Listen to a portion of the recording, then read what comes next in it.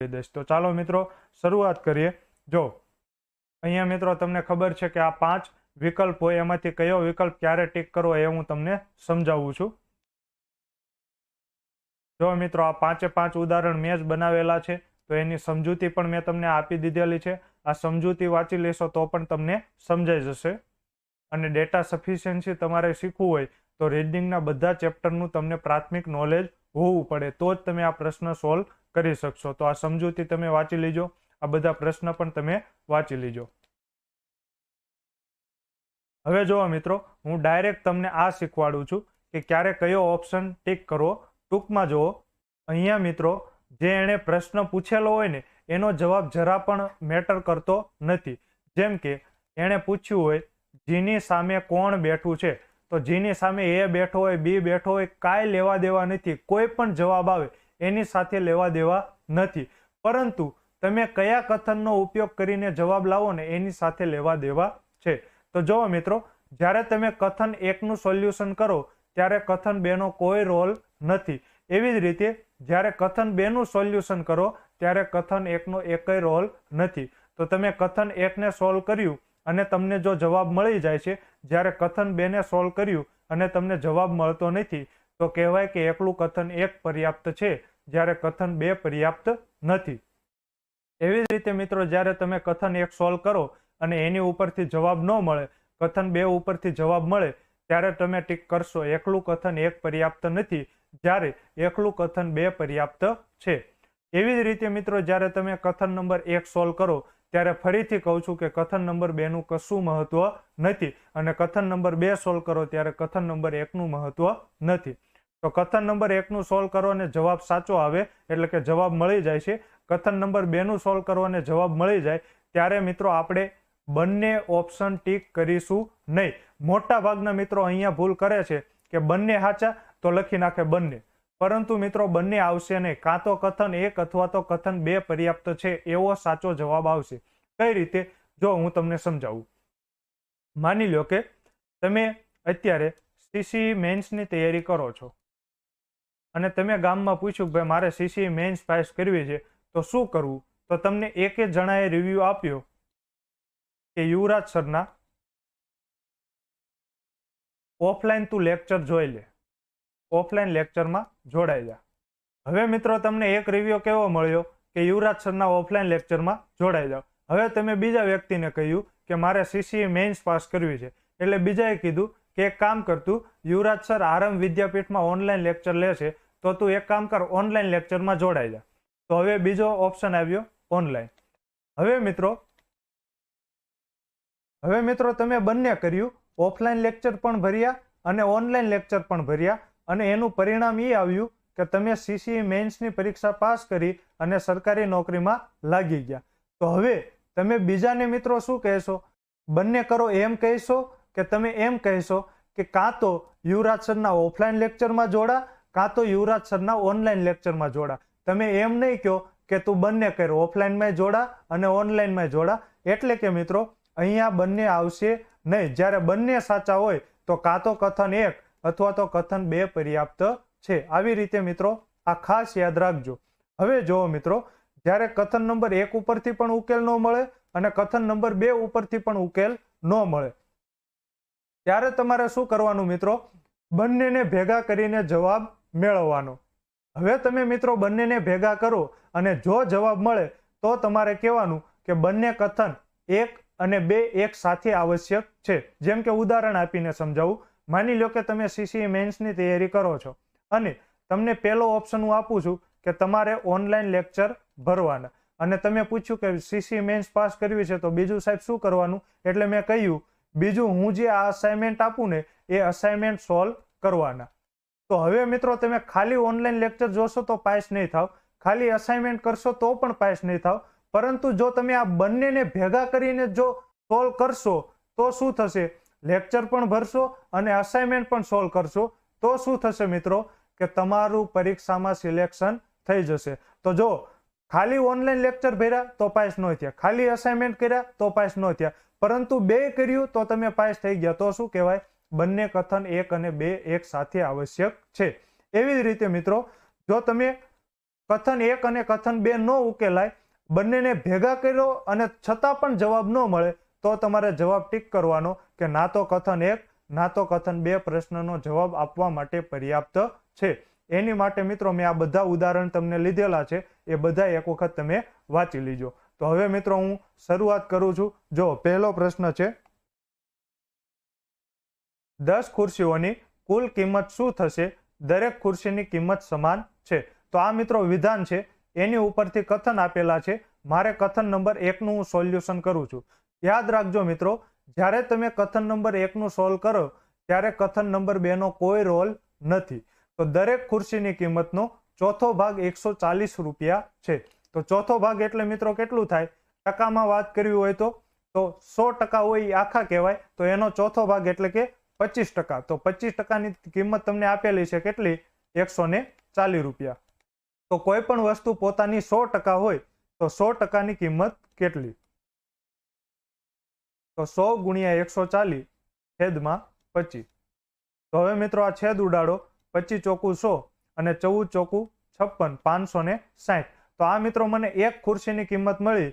તમને 10 ખુરશીની પૂછી છે, તો 10 ગુણ્યા 560 તો 5600 મિત્રો જવાબ આવે. પરંતુ મેં તમને કહ્યું જવાબ સાથે કશું લેવા દેવા નથી. કથન નંબર 1 ઉપરથી તમને જવાબ મળી ગયો, એટલે કે સાચો જવાબ આવે ઓપ્શન નંબર એ. હવે મિત્રો આપણે કથન નંબર 2 સોલ્વ કરીએ. 3 ખુરશીઓની કિંમત 2 ખુરશીઓની કિંમત કરતા 560 રૂપિયા વધારે છે. તો મિત્રો આપણે ખુરશીની કિંમત ધારી લઈએ x. તો એક ખુરશીની કિંમત x રૂપિયા છે, તો 3 ખુરશીની કિંમત કેટલી હશે? 3x રૂપિયા હશે. એવી જ રીતે એક ખુરશીની કિંમત x રૂપિયા છે, તો 2 ખુરશીની કિંમત 2x રૂપિયા છે. હવે જો 3 ખુરશીની કિંમત 2 ખુરશીઓની કિંમત કરતા 560 રૂપિયા વધારે છે, એટલે કે તમે 3 ખુરશી લ્યો ને, તો તમે 2 ખુરશી લ્યો, એની ઉપર તમે 560 આપો ને ત્યારે તમને 3 ખુરશી મળે. તો આ 2 ખુરશીની કિંમત, એની ઉપર તમે 560 આપો ત્યારે 3x બરાબર થાય. તો આ મિત્રો સમીકરણ બનાવતા આવડવું પડે. હવે તો મિત્રો ખાલી સોલ્વ કરવાનું છે. તો આ 2x છે એ પ્લસમાં છે, બરાબરની આ સાઈડ આવે તો માઇનસમાં. તો 3x - 2x બરાબર 560. તો x બરાબર 560. તો x મિત્રો શું છે? ખુરશીની કિંમત. તો ખુરશીની કિંમત છે 560. તો આ એક ખુરશીની કિંમત છે, તો 10 ખુરશીની કિંમત કેટલી મળે? 10 ગુણ્યા 560 એટલે કે 5600. તો મિત્રો કથન નંબર 2 ઉપરથી પણ જવાબ મળે છે. તો મેં તમને કહ્યું હતું, જ્યારે બંને કથન ઉપરથી જવાબ મળે ત્યારે તમારે બંને ઓપ્શન ટીક કરવાનો નથી, પરંતુ ઓપ્શન કયો ટીક કરશો? તો ઓપ્શન નંબર સી. પ્રશ્નનો જવાબ આપવા માટે કાં તો કથન 1 અથવા તો કથન 2 પર્યાપ્ત છે. આગળનો પ્રશ્ન જોઈએ. દામિનીનો ભોલા સાથે શું સંબંધ છે? જો મિત્રો કથન નંબર 1 સોલ્વ કરીએ. જો મેં તમને પહેલા જ કહ્યું હતું કે જો તમારે ડેટા સફિશિયન્સી શીખવું હોય તો તમને બધા ચેપ્ટરનું પ્રાથમિક નોલેજ હોવું જોઈએ. આ પ્રશ્ન બ્લડ રિલેશનનો છે, લોહીના સંબંધનો છે. તો લોહીના સંબંધ તમે મારી પાસેથી નથી ભણેલા, એટલે હું થોડી તમને મારી ટર્મિનોલોજી ક્લિયર કરી દઉં. જો પતિ પત્ની હશે ને મિત્રો, તો હું બરાબરથી દર્શાવીશ. બરાબર વડે હું પતિ પત્નીને દર્શાવું છું, પુરુષને હું ચોરસ વડે દર્શાવું છું, અને સ્ત્રીને હું સર્કલ વડે દર્શાવું છું. ભાઈ બહેન હોય તો હું એને ડેશ વડે દર્શાવું છું. અને આમ ઊભો લીટો આવે એટલે કે જનરેશન બદલાય છે, એક પેઢીથી બીજી પેઢી બદલાય છે. તો કથન નંબર 1 જો, ટીકાને માત્ર એક પુત્ર ભોલો અને એક પુત્રી કમલા છે. તો આ મિત્રો ટીકો છે. ટીકાને એક પુત્ર ભોલો અને એક પુત્રી કમલા. તો આ મિત્રો કમલા સ્ત્રી છે એટલે સર્કલ, ભોલો પુરુષ છે એટલે ચોરસ, અને ટીકો પણ પુરુષ છે એટલે ચોરસ. તો હવે જુઓ મિત્રો, પ્રશ્ન શું પૂછ્યો છે? દામિનીનો ભોલા સાથે શું સંબંધ છે? હવે કથન નંબર 1 માં દામિનીની કાંઈ વાત જ કરવામાં આવી નથી, તો તમને દામિનીનો સંબંધ મળશે જ નહીં, એટલે કે કથન નંબર 1 ઉપરથી જવાબ મળતો નથી. તો હવે મિત્રો આપણે કથન નંબર 2 ચેક કરીએ. દામિની રોમાના પુત્રની પત્ની છે. તો આ મિત્ર રોમા છે, એના પુત્ર. પુત્ર હશે એટલે ચોરસ વડે દર્શાવું છું, અને એના લગ્ન થઈ ગયા છે, તો એની પત્ની નું નામ શું છે મિત્રો? દામિની. કમલા રોમાની એકમાત્ર દીકરી છે. તો આ બે ભાઈ બહેન થશે. તો આ જે મિત્રો છે તે છે કમલા, અને સ્ત્રી છે એટલે સર્કલ વડે. મેઘના ભોલાની દીકરી છે. તો જો મિત્રો અહીંયા ક્યાંય મેઘનાની વાત જ નથી, તો આપણે ઉપર લખી નાખીએ આ છે મિત્રો ભોલો અને એની દીકરી છે મેઘા. દીકરી છે એટલે સર્કલ વડે દર્શાવવું. તો કથન નંબર 2 માં દામિનીનો ભોલા સાથે સંબંધ શું? તો જો મિત્રો અહીંયા દામિની છે અને ભોલાની તો ક્યાંય આપણને વાત જ નથી કરી. આ ભોલાને મારે ક્યાં મૂકવો? અહીંયા ક્યાંય છે જ નહીં જગ્યા. આપણે ભોલાને લિંક કરી શકીએ એવી કોઈ એને લિંક જ નથી આપી, એટલે કે માત્ર કથન નંબર 2 ઉપરથી જવાબ મળે નહીં. તો મેં તમને કહ્યું હતું તમારે મિત્રો બંને વાક્યોને ભેગા ક્યારે કરવાના? જ્યારે બંને કથન ઉપરથી જવાબ ન મળે ને તો જ તમારે ભેગા કરવાના, નક્કર ભેગા કરવાના નહીં. જેમ કે અહીંયા જો બંને કથન ઉપરથી મને જવાબ મળી જતો તો મેં બંને કથનને ભેગા ન કર્યા, પરંતુ અહીંયા બંને કથનમાંથી એક પણમાં જવાબ મળતો નથી. તો હવે મિત્રો આપણે બંને કથનને ભેગા કરીશું. તો હવે મિત્રો ભેગા કેમ કરવાના? તો બંનેમાં મિત્રો એક વસ્તુ સમાન હશે. તો જો આ બંનેમાં મિત્રો શું સમાન છે? તો જો મિત્રો અહીંયા પણ કમલા છે અને અહીંયા પણ કમલા છે. તો હું ડાયરેક્ટ આ કમલાથી બંનેને લિંક કરી દઈશ. તો જો કમલાનો ભાઈ શું છે? ભોલો. તો આ મિત્રો છે ભોલો. જગ્યા નથી એટલે મિત્રો હું અહીંયા જ લિંક કરી દઉં છું. અને ભોલાના બાપુનું નામ છે ટીકો અને ભોલાની દીકરી છે મેઘા. તો હવે જોવો તો મિત્રો દામિનીનો ભોલા સાથે સંબંધ મળી જાય. તો અહીંયા છે ભોલા ને અહીંયા છે દામિની. હવે શું સંબંધ છે એ સંબંધ તમારે શોધવાની જરૂર નથી. તો મિત્રો જવાબ તમને કઈ રીતે મળ્યો? માત્ર કથન 1 થી ન મળ્યો, માત્ર કથન 2 થી ન મળ્યો, બંનેને ભેગા કર્યા ત્યારે જવાબ મળ્યો. એટલે કે તમારે જવાબ ટીક કરવાનો ડી. પ્રશ્નનો જવાબ આપવા માટે બંને કથન 1 અને 2 એક સાથે આવશ્યક છે. આગળનો પ્રશ્ન જોઈએ. કોઈ આપેલ મહિનાની 17મી તારીખ કઈ હશે? તો કથન નંબર 1 જોઈએ. મહિનાનો અંતિમ દિવસ સોમવાર છે. તો હવે મિત્રો તમને પૂછેલું છે 17મી તારીખે કયો વાર હશે? તો મહિનાનો અંતિમ દિવસ સોમવાર છે. હવે મિત્રો મહિનો કયો એ તો એને કહ્યું નથી.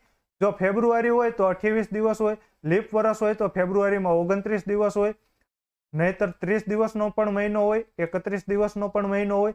તો કયો મહિનો આવે એ એને ચોખવટ પાડી નથી. એટલે કે મિત્રો કથન નંબર 1 ઉપરથી જવાબ મળે નહીં. તો આપણે કથન નંબર 2 જોઈએ.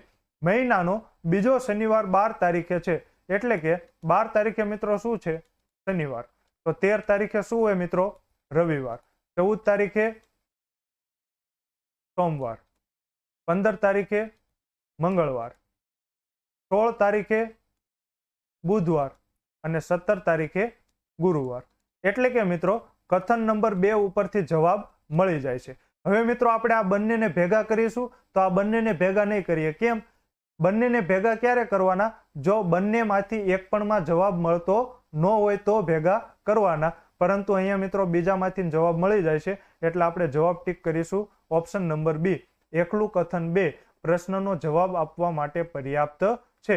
હવે મિત્રો પરીક્ષામાં તમારે આવું કશું કરવાની જરૂર નથી, કેમ કે પરીક્ષામાં તમારે આ શોધવાનું નથી 17 તારીખે કયો વાર છે.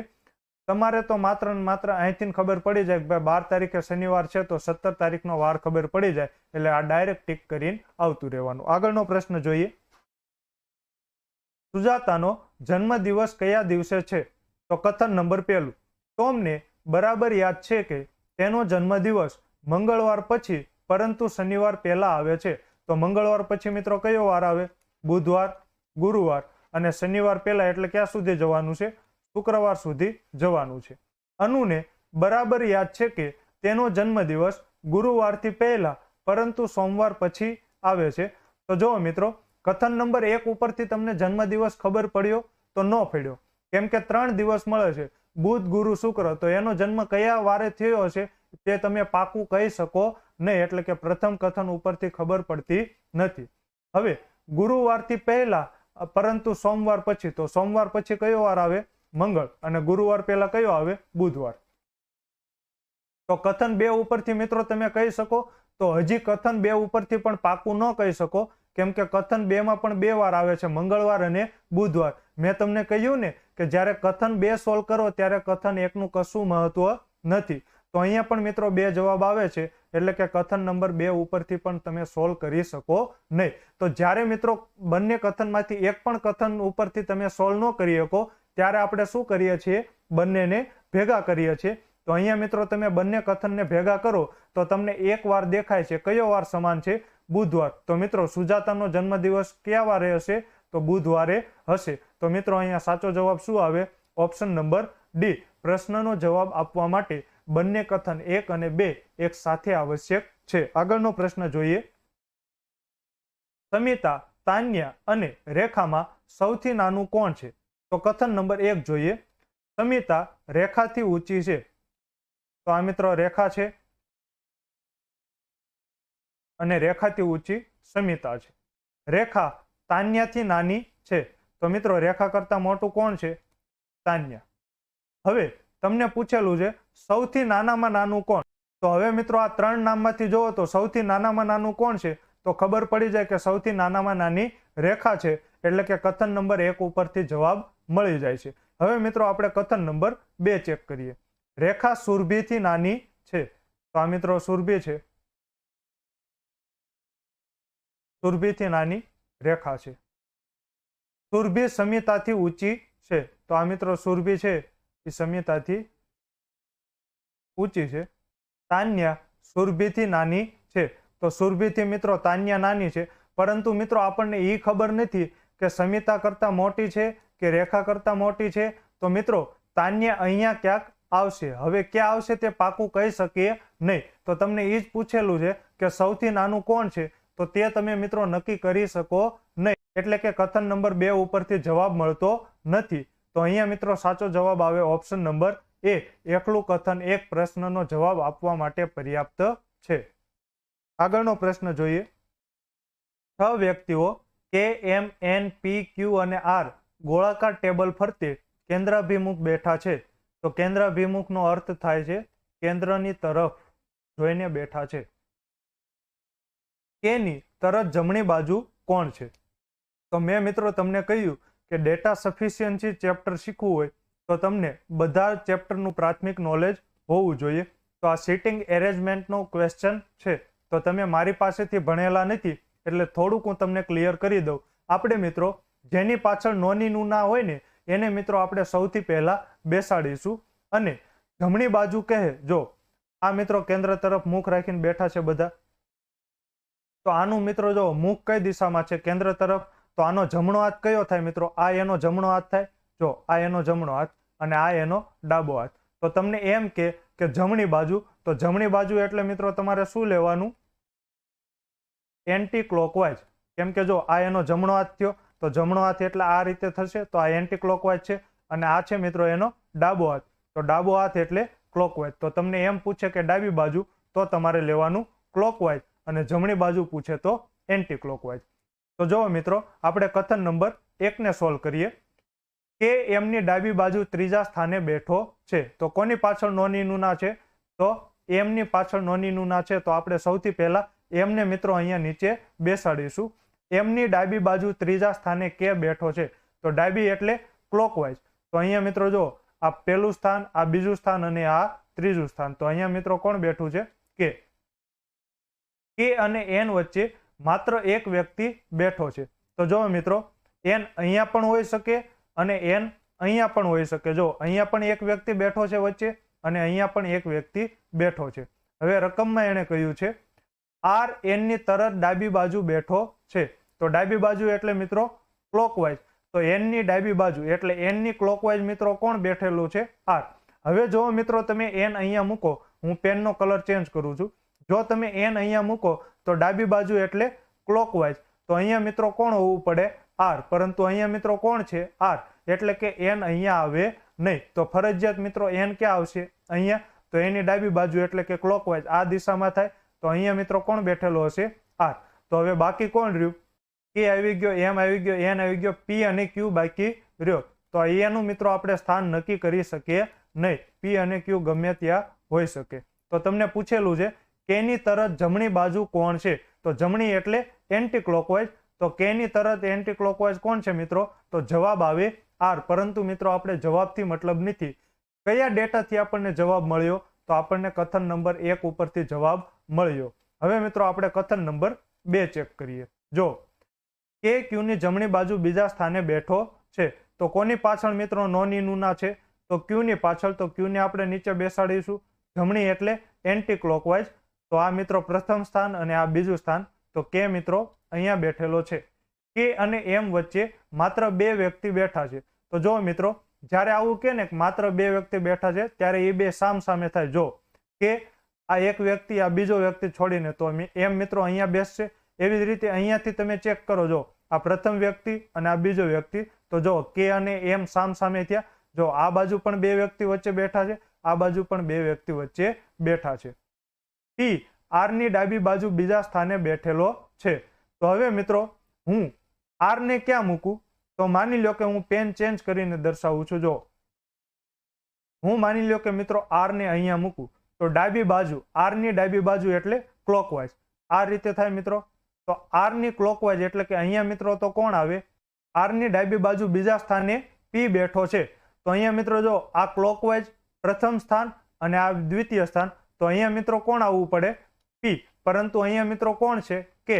એટલે કે આર અહીંયા આવશે નહીં. તો હવે મિત્રો હું આર ને અહીંયા બેસાડું. તો જો આર ની ડાબી બાજુ બીજા સ્થાને પી બેઠેલો હોવો પડે. ડાબી બાજુ એટલે ક્લોકવાઇઝ. તો આ મિત્રો પ્રથમ સ્થાન અને આ દ્વિતીય સ્થાન, કેમ કે આ ક્લોકવાઇઝ દિશા છે. તો અહીંયા મિત્રો કોણ આવશે? પી. તો આ મિત્રો આવી શકે. હજી મિત્રો આપણે અહીંયા ચેક કરીએ. માની લો કે હું આર ને અહીંયા બેસાડું, કેમ કે આ 3 જગ્યા ખાલી હતી. તો આર ની ડાબી બાજુ, ડાબી એટલે ક્લોકવાઇઝ, તો આ પહેલું સ્થાન અને બીજા સ્થાન. અહીંયા મિત્રો પી આવવો પડે, પરંતુ અહીંયા એમ છે એટલે કે આર અહીંયા પણ નહીં આવે. તો ફાઇનલ થઈ ગયું. અહીંયા મિત્રો પી હશે અને અહીંયા આર હશે. તો હવે મિત્રો બાકી કોણ વધ્યું? કે આવી ગયો, પી આવી ગયો, ક્યુ આવી ગયો, એમ આવી ગયો, આર આવી ગયો. તો અહીંયા બાકી વધ્યો એન. તો તમને પૂછેલું છે કે ની તરત જમણી બાજુ કોણ છે? તો જમણી એટલે એન્ટી ક્લોકવાઇઝ. તો કે ની તરત જમણી બાજુ કોણ છે મિત્રો? આર. તો સાચો જવાબ કથન નંબર 2 ઉપરથી પણ આપણને મળે છે. તો હવે મિત્રો આપણે ઓપ્શન નંબર કયો ટીક કરીશું? તો બંને ઉપરથી જવાબ મળે ત્યારે બંને ટીક નહીં કરીશું. શું ટીક કરીશું? કાં તો વિધાન 1 કાં તો વિધાન 2 પર્યાપ્ત છે. આગળનો પ્રશ્ન જોઈએ. સૈનિકોની એક પંક્તિમાં વિલિયમ અને ડેવિડ વચ્ચે કેટલા સૈનિકો છે? બધા ઉત્તર તરફ મુખ રાખીને બેઠા છે. તો મિત્રો તમને પ્રશ્ન એ પૂછેલો છે કે વિલિયમ અને ડેવિડ વચ્ચે કેટલા સૈનિકો છે? વિલિયમ પંક્તિના ડાબા છેડાથી 15મા સ્થાન ઉપર છે. જો મિત્રો આ એક પંક્તિ છે. આ બધાનું મુખ કઈ દિશામાં છે? ઉત્તર તરફ. હવે મિત્રો જો આ તમારો જમણો હાથ છે, તો આને કયો કહેવાય?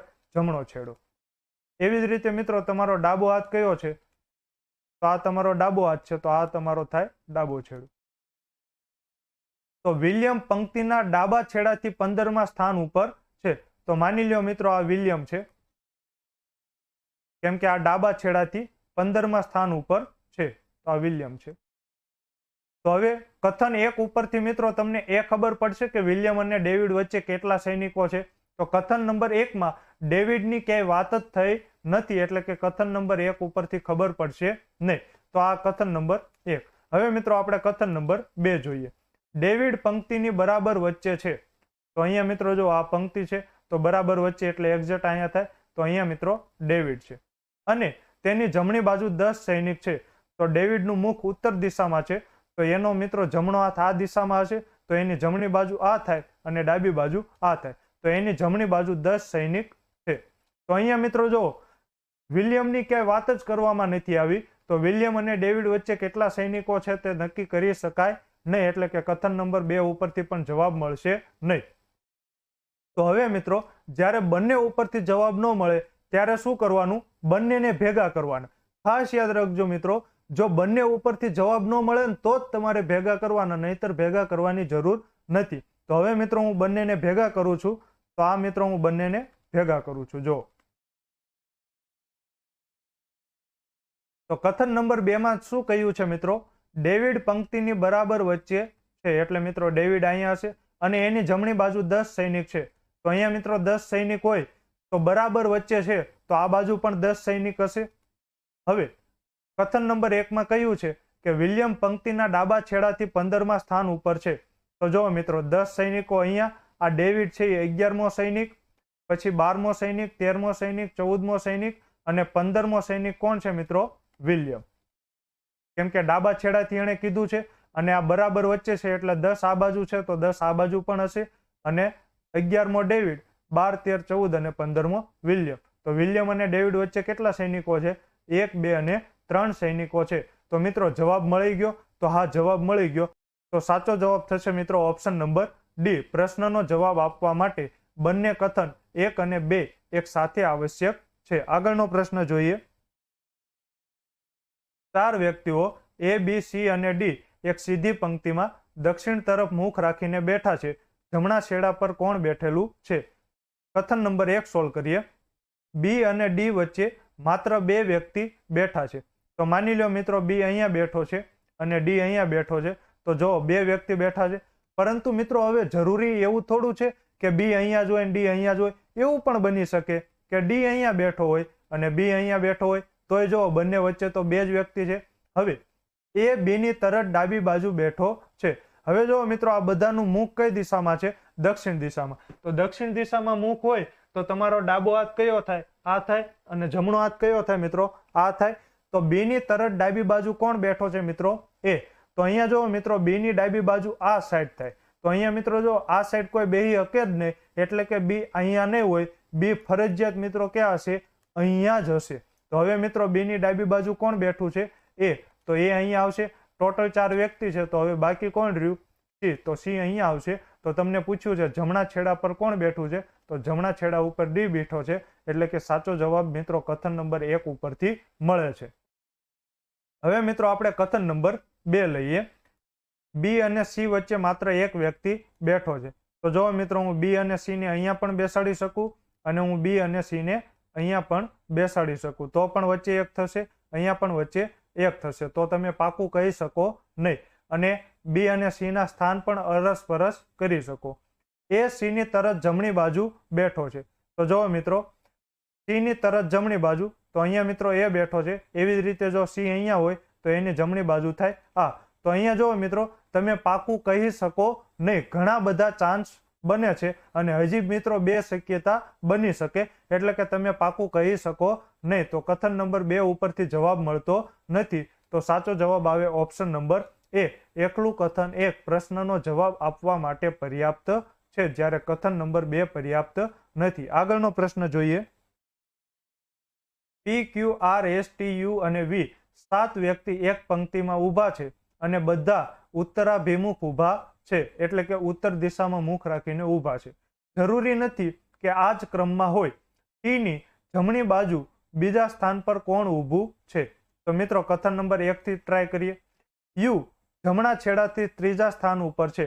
તો આ મિત્રો જમણો છેડો છે તો એનાથી ત્રીજા સ્થાન ઉપર. તો આ પ્રથમ સ્થાન, આ દ્વિતીય સ્થાન અને આ ત્રીજા સ્થાન ઉપર કોણ છે? U.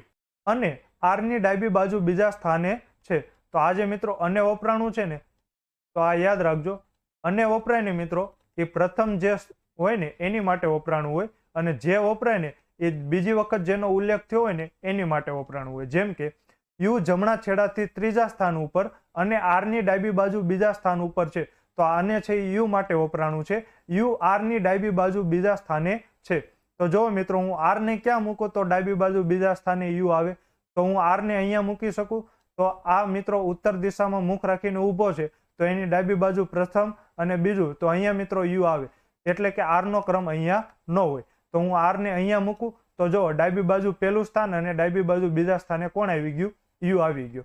તો મિત્રો કથન નંબર 1 માં આટલી જ માહિતી આપેલી છે. તો તમને પૂછેલું છે T ની જમણી બાજુ બીજા સ્થાન પર કોણ ઊભું છે, પરંતુ મિત્રો એને T નો ક્યાંય ઉલ્લેખ કરેલો જ નથી. તો કથન નંબર 1 ઉપરથી જવાબ મળતો નથી. તો કથન નંબર 2 ચેક કરીએ. Q T ની તરત જમણી બાજુ ઊભો છે. એટલે મિત્રો માની લો કે અહીંયા T હોય તો T ની તરત જમણી બાજુ મિત્રો કયો થશે? Q.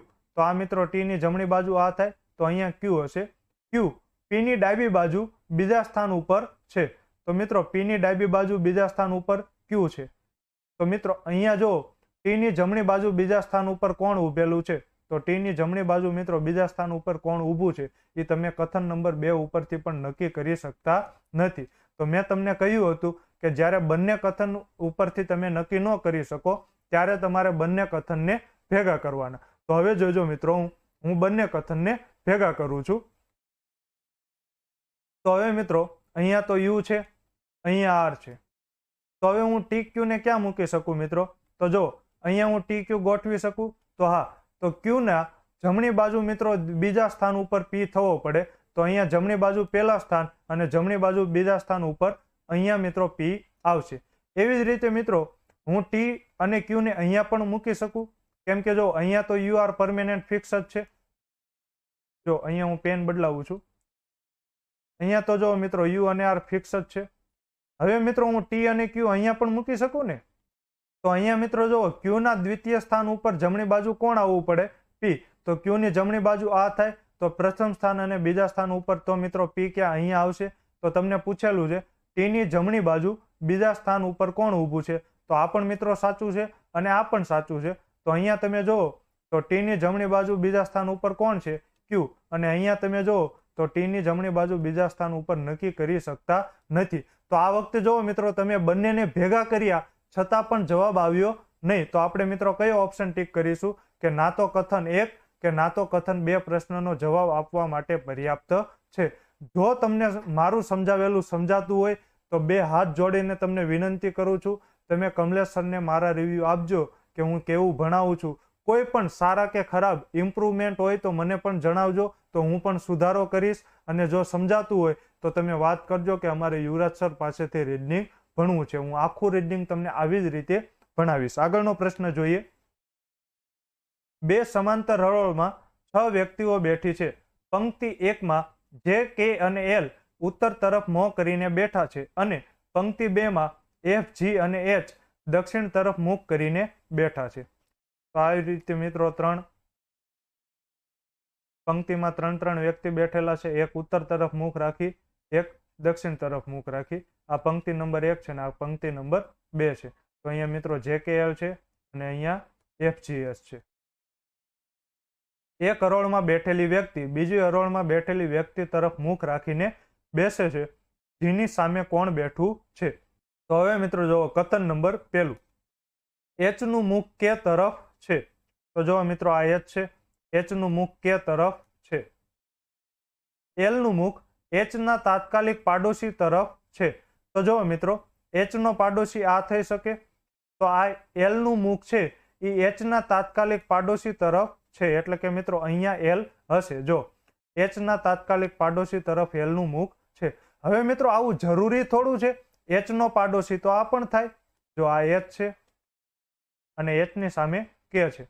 હવે જો મિત્રો એચ નો પાડોશી તો આ પણ થાય, તો એનું મુખ મિત્રો એલ તરફ છે. તો મિત્રો આ બંને શક્યતા રહેલી છે. તો કથન નંબર 1 ઉપરથી તમે નક્કી ન કરી શકો કે જીની સામે કોણ બેઠું છે, એટલે કથન નંબર 1 નો આવે. હવે મિત્રો આપણે કથન નંબર 2 જોઈએ. જી પંક્તિના આત્યંતિક છેડાઓમાંથી એક પર બેસે છે. આત્યંતિક નો મતલબ શું થાય મિત્રો?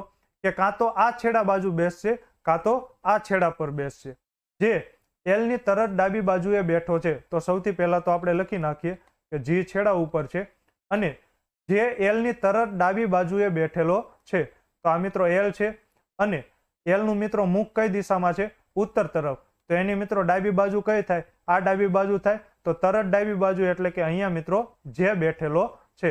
તો તમને પૂછેલું છે જીની સામે કોણ બેઠું છે. તો તમે મિત્રો જો અહીંયાથી કશું નક્કી કરી શકતા નથી, એટલે કે કથન નંબર 2 ઉપરથી પણ નક્કી કરી શકો નહીં. હવે મિત્રો જ્યારે બંને કથન ઉપરથી તમે નક્કી ન કરો ત્યારે તમારે શું કરવાનું? બંનેને ભેગા કરવાના. તો હવે જો મિત્રો તમે બંનેને ભેગા કરો તો અહીંયા જો એલ ની ડાબી બાજુ મિત્રો કોણ છે?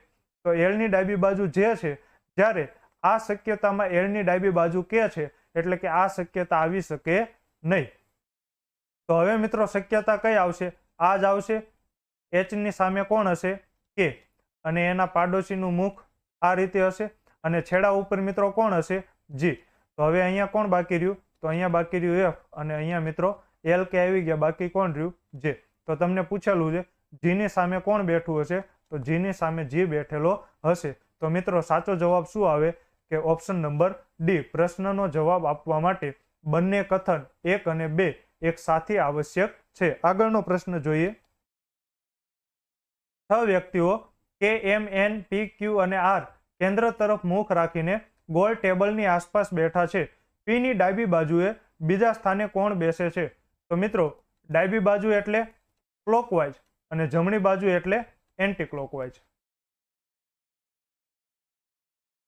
કે પી ની તાત્કાલિક જમણી બાજુએ બેસે છે. જેની પાછળ નોનીનું ના આવે એને સૌથી પહેલા બેસાડો.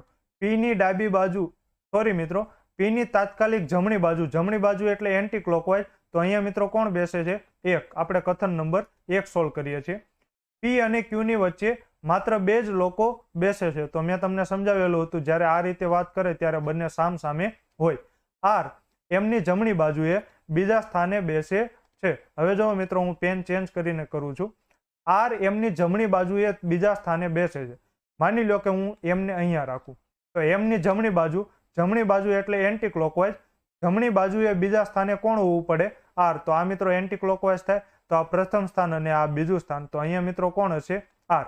તો આ મિત્રો શક્યતા હોઈ શકે. હવે મિત્રો હું એમને જો અહીંયા બેસાડું તો જો જમણી બાજુ એટલે એન્ટી ક્લોકવાઇઝ. તો આ પ્રથમ સ્થાન અને બીજા સ્થાન અહીંયા મિત્રો આર હોવો પડે, પરંતુ અહીંયા ઓલરેડી કે બેઠેલો છે એટલે એમ અહીંયા હોઈ શકે નહીં. તો હવે મિત્રો હું એમને અહીંયા બેસાડું તો જો જમણી બાજુ એટલે એન્ટી ક્લોકવાઇઝ, તો બીજા સ્થાન ઉપર આર હોવો પડે. તો આ પ્રથમ સ્થાન અને બીજા સ્થાન ઉપર અહીંયા આર હોવો પડે, પણ અહીંયા પી બેઠેલો છે એટલે કે એમ અહીંયા પણ ન હોય. તો અહીંયા મિત્રો પાક્કું થઈ ગયું. હવે ફરજિયાત એમ ક્યાં હશે? અહીંયા. અને અહીંયા મિત્રો આર હશે. તો હવે બાકી કોણ રહ્યું? કે આવી ગયો એમ. તો અહીંયા મિત્રો એન હશે. તો તમને પૂછેલું છે પી ની ડાબી બાજુએ બીજા સ્થાને કોણ બેસે છે? તો ડાબી બાજુ એટલે ક્લોકવાઇઝ. તો પી ની ડાબી બાજુ બીજા સ્થાને કોણ હશે મિત્રો? આર. એટલે કે કથન નંબર 1 ઉપરથી આપણને જવાબ મળે છે.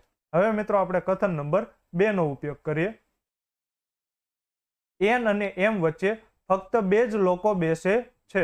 મેં તમને કહ્યું હતું જ્યારે આ રીતે કે મિત્રો ત્યારે સામ સામે હોય, પરંતુ મિત્રો જરૂરી નથી કે આ જ રીતે હોય. એવું પણ બની શકે કે એન ઉપર બેઠો હોય અને એમ નીચે. તો આ પણ શક્યતા રહેલી છે. તો આપણે બંને શક્યતા દોરીશું. ક્યુ એમનો તરત પાડોશી છે. તો મિત્રો કાં તો ક્યુ અહીંયા આવી શકે ને કાં તો ક્યુ અહીંયા આવી શકે. એવી જ રીતે ક્યુ અહીંયા આવી શકે, અહીંયા આવી શકે. ક્યુ અને કે વચ્ચે માત્ર એક જ વ્યક્તિ બેસે છે. તો જુઓ મિત્રો અહીંયા ક્યુ કે ને હું અહીંયા મૂકી ન શકું, કેમ કે તો વચ્ચે એક વ્યક્તિ બેસશે ને. અહીંયા પણ હું મૂકી ન શકું, નકર એ વચ્ચે એક વ્યક્તિ બેસશે ને. તો મિત્રો જો અહીંયા મારે કેને બેસાડવાની જગ્યા જ નથી રહેતી, એટલે કે આ આકૃતિ ખોટી છે. હવે જુઓ મિત્રો હું ક્યુ ને અહીંયા બેસાડું તો મારે કે અહીંયા બેસાડી ન શકું, કેમ કે ક્યુ અને કે વચ્ચે એક વ્યક્તિ બેસે છે, એટલે કે ક્યુ અહીંયા નહીં હોય.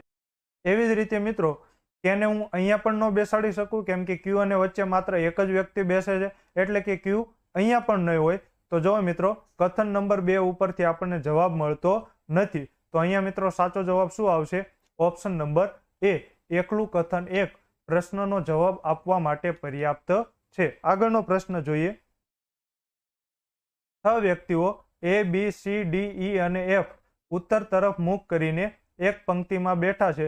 ડી ની ડાબી બાજુએ કોણ બેઠું છે? કથન નંબર એ, પંક્તિના એક છેડામાંથી બીજા સ્થાને બેસે છે. તો જો મિત્રો આ પંક્તિના કાં તો ડાબા છેડાથી બીજા સ્થાને હશે, કાં તો જમણા છેડાથી બીજા સ્થાને હશે. તો આપણે બંને પોસિબિલિટી દોરીએ. તો આ ડાબા છેડાથી બીજા સ્થાને અને આ જમણા છેડાથી બીજા સ્થાને. એ અને બી વચ્ચે માત્ર 2 જ લોકો બેસે છે. તો મિત્રો અહીંયા જો આ એક વ્યક્તિ, આ 2 વ્યક્તિ, તો અહીંયા મિત્રો બી આવશે. એવી રીતે અહીંયા ચેક કરીએ, આ એક વ્યક્તિ, આ 2 વ્યક્તિ, તો અહીંયા મિત્રો બી આવશે. ઈ સી ની તાત્કાલિક જમણી બાજુએ બેસે છે. તો જો મિત્રો મુખ ઉત્તર તરફ છે તો એની જમણી બાજુ કઈ થાય? તો આ એની જમણી બાજુ થાય અને આ એની ડાબી બાજુ થાય. તો તમને કહ્યું છે કે ઈ સી ની તાત્કાલિક જમણી બાજુએ બેસે છે. તો જો મિત્રો આ સી ની જમણી બાજુ આ થાય, તો અહીંયા મિત્રો ઈ બેસે છે. તો હવે મિત્રો આ સી ને હું ક્યાં બેસાડી શકું? તો અહીંયા ક્યાંય તો હું બેસાડી ન શકું, કેમ કે અહીંયા બેસાડું તો અહીંયા ઈ ને બેસાડવો પડે, પરંતુ ત્યાં એ બેઠો છે. અહીંયા સી ને બેસાડું તો આ બાજુ તો બી બેઠો છે ને આ બાજુ તો જગ્યા નથી, એટલે ફરજિયાત મારે સી ને અહીંયા જ બેસાડવા પડે. એવી જ રીતે મિત્રો સી ને મારે ફરજિયાત અહીંયા જ બેસાડવા પડે. તો આ બંને શક્યતા મિત્રો અત્યાર સુધી સાચી છે. હવે એણે રકમમાં આગળ કાંઈ કહેલું નથી. તમને પૂછ્યું છે ડી ની ડાબી બાજુએ કોણ બેઠું છે. તો મિત્રો ડી અહીંયા પણ હોઈ શકે, અહીંયા પણ હોઈ શકે, તો તમે પાકું કહી શકો નહીં. એટલે કે કથન નંબર 1 ઉપરથી જવાબ મળતો નથી. તો કથન નંબર 2 ચેક કરીએ.